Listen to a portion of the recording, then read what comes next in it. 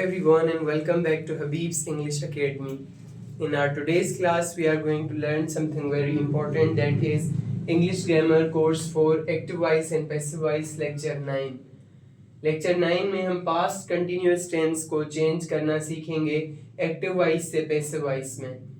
ये लेक्चर सुनने के बाद आप अपने 10 sentences बनाएंगे जो कुछ इस तरह से होंगे. पहला active voice into passive voice into active voice, translation, which, what, whose, whom, why, when, why, who और where. इस तरतीब से आपको 10 sentences active voice से passive voice में तब्दील करने हैं और इसकी उर्दू निशानियां होंगी जा रहा था, जा रहे थे, जा रही थी वगैरह. Let's see the examples. ध्यान से सुने. इन सब एग्जाम्पल्स को अपनी कॉपी में लिखें और नेक्स्ट पेज पर आप अपने सेंटेंसेस इस तरह के बनाकर चेक करवाएं. Number 1, I was making a car was being made by me. यहाँ का सब्जेक्ट ऑब्जेक्ट हो गया और यहाँ का ऑब्जेक्ट सब्जेक्ट हो गया. Ahmad was being given certificate by us, we were giving Ahmad certificate. यहाँ पर कल जो इससे पहले वाला कंसेप्ट मैंने समझाया था कि अगर इनडायरेक्ट ऑब्जेक्ट और डायरेक्ट ऑब्जेक्ट हो तो आपकी मर्जी होती है डायरेक्ट ऑब्जेक्ट को आप सब्जेक्ट, इनडायरेक्ट ऑब्जेक्ट को आप सब्जेक्ट बनाएं या डायरेक्ट ऑब्जेक्ट को आप सब्जेक्ट बनाएं. Number 3, translation. खत लिखा जा रहा था, letter was being written. Pen उठाई जा रही थी, पेन वाज बीइंग टेकन. बोतल पी जा रही थी, बोतल was being drunk.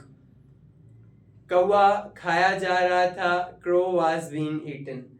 Number 4, which girl was breaking promise, by which girl was promise being broken. Whose brother was making car, by whose brother was car being made. Whom were they calling, who was being called by them. When were you repairing phone, when was phone being repaired by you. When was phone being repaired by you.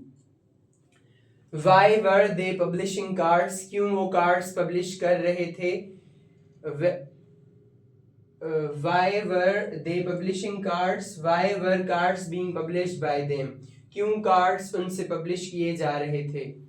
Who was buying diamond ring, कौन diamond ring हीरे की ring खरीद रहा था. By whom was diamond ring being bought, किस से हीरे की ring खरीदी जा रही थी. When were we delivering speech, कब हम speech कर रहे थे. Where were we delivering speech, कहाँ हम speech कर रहे थे. Where was speech being delivered by us, कहाँ हमसे speech की जा रही थी. तो ये एक्टिव वॉइस से पैसिव वॉइस में हमने सीखा पास्ट कंटिन्यूअस टेंस को. अब आप इसमें 10 सेंटेंसेस की प्रैक्टिस करके दिखाएं. Thank you so much.